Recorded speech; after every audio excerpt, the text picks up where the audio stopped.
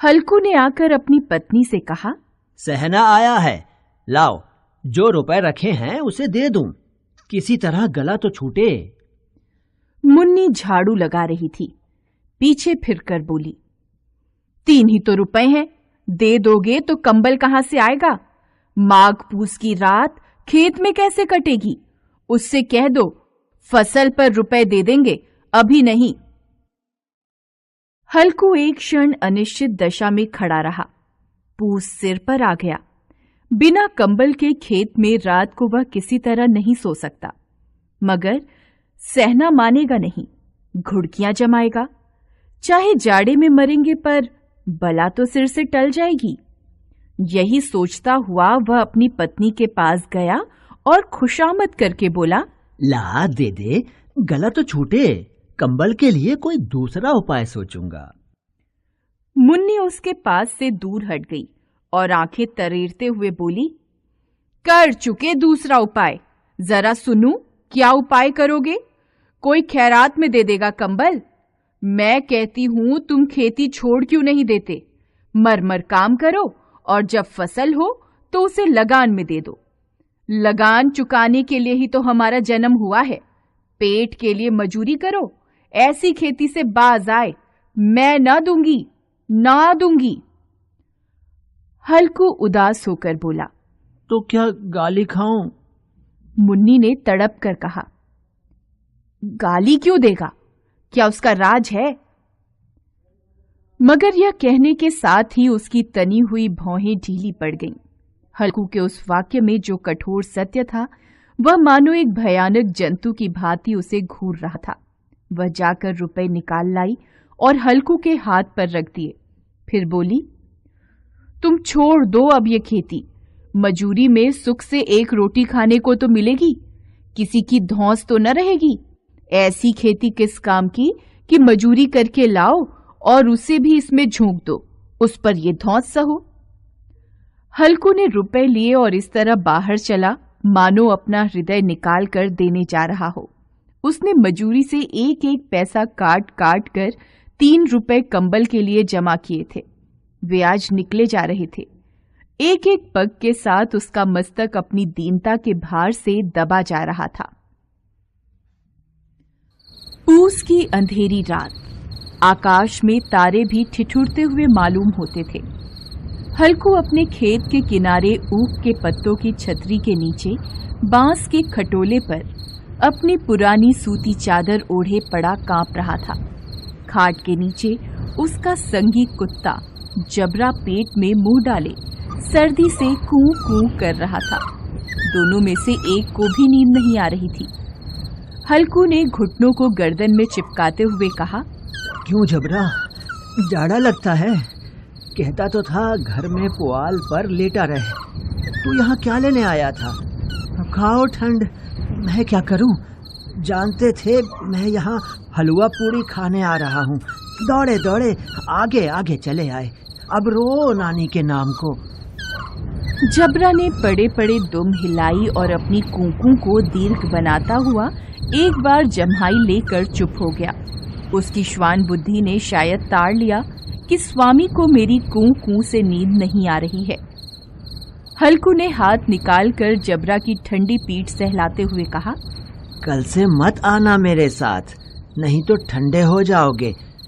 यह पछुआ न जाने कहां से बर्फ लिए आ रही है। किसी तरह बस रात कट जाए। यह खेती का मजा है और एक एक भाग्यवान ऐसे पड़े हैं जिनके पास जाड़ा जाए तो गर्मी से घबरा कर भागे। मोटे गद्दे, लिहाफ, कंबल तकदीर की खूबी है। मजूरी हम करें, मजा दूसरे लूटें। जबरा ने हल्कू के मुंह की ओर देखा। हल्कू, आज और जाड़ा खा ले। कल से यहाँ मैं पुआल बिछा दूंगा, उसी में घुसकर बैठना, तब जाड़ा न लगेगा। जबरा ने अपने पंजे उसके घुटनियों पर रख दिए और उसके मुंह के पास अपना मुंह ले गया। हल्कू को उसकी सांस गर्म लगी। हल्कू निश्चय करके लेटा कि चाहे कुछ भी हो, अब सो जाऊंगा। पर एक क्षण में ही उसके हृदय में कंपन होने लगा। कभी इस करवट लेटता, कभी उस करवट, पर जाड़ा किसी पिशाच की भांति उसकी छाती को दबाए हुए था। जब किसी तरह न रहा गया, उसने जबरा को धीरे से उठाया और उसके सिर को थपथपाकर उसे अपनी गोद में सुला लिया। कुत्ते की देह से न जाने कैसी दुर्गंध आ रही थी, पर वह उसे अपनी गोद से चिपटाए हुए ऐसे सुख का अनुभव कर रहा था जो इधर महीनों से उसे न मिला था। जबरा शायद समझ रहा था कि स्वर्ग यही है, और हल्कू की पवित्र आत्मा में तो उस कुत्ते के प्रति घृणा की गंध तक नहीं थी। अपने किसी अभिन्न मित्र या भाई को भी वह इतनी ही तत्परता से गले लगाता। दशा इस अनोखी मैत्री ने जैसे उसकी आत्मा के सब द्वार खोल दिए थे। उसका एक एक अणु प्रकाश से चमक रहा था। सहसा जबरा ने किसी जानवर की आहट पाई। इस विशेष आत्मीयता ने उसमें एक नई स्फूर्ति पैदा कर दी थी, जो हवा के झोंकों को तुच्छ समझती थी।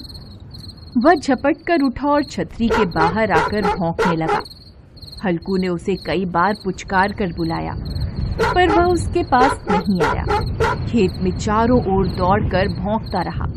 एक क्षण के लिए भी आता तो तुरंत ही फिर दौड़ पड़ता।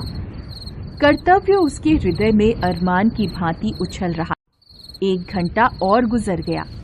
रात ने शीत को हवा से धधकाना शुरू कर दिया।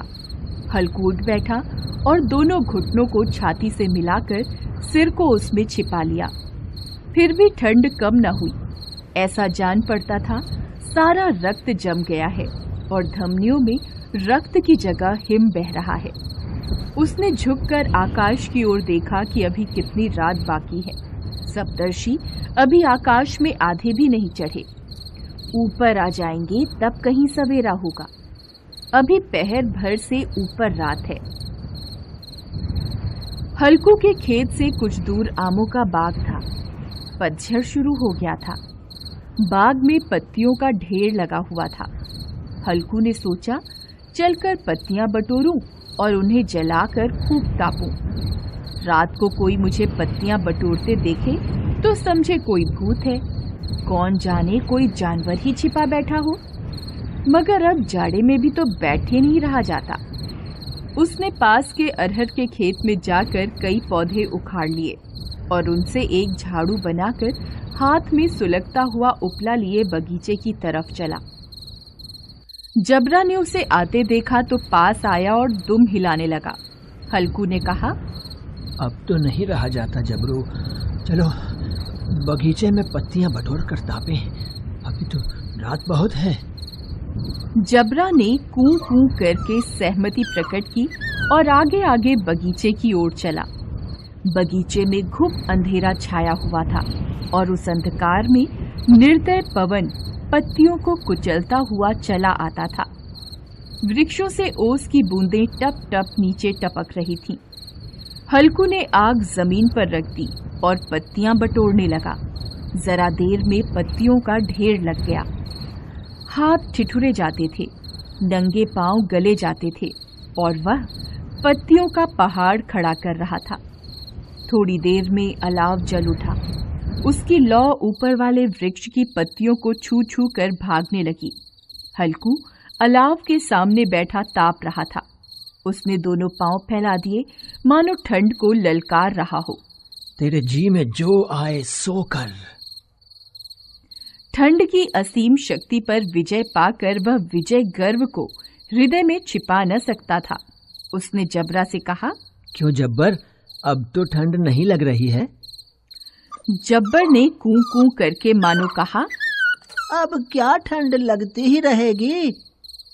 पहले से यह उपाय न सूझा, नहीं तो इतनी ठंड क्यों खाते।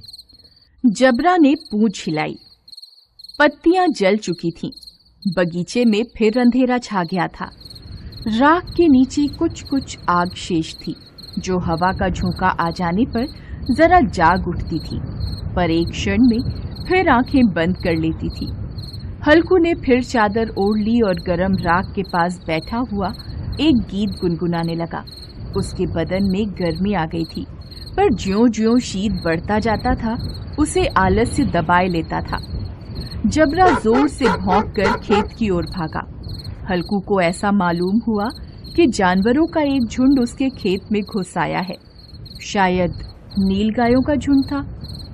उनके कूदने और दौड़ने की आवाजें साफ कान में आ रही थीं। फिर ऐसा लगा कि वे खेत में चर रही हैं।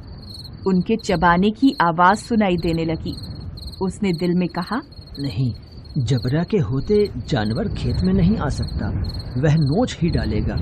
मुझे भ्रम हो रहा है। अब तो कुछ नहीं सुनाई देता। मुझे भी कैसा धोखा हुआ। उसने जोर से आवाज लगाई, जबरा, जबरा। जबरा भौंकता रहा, उसके पास नहीं आया। फिर खेत में चरे जाने की आहट मिली। अब वह अपने को धोखा न दे सका। उसे अपनी जगह से हिलना भी जहर लग रहा था।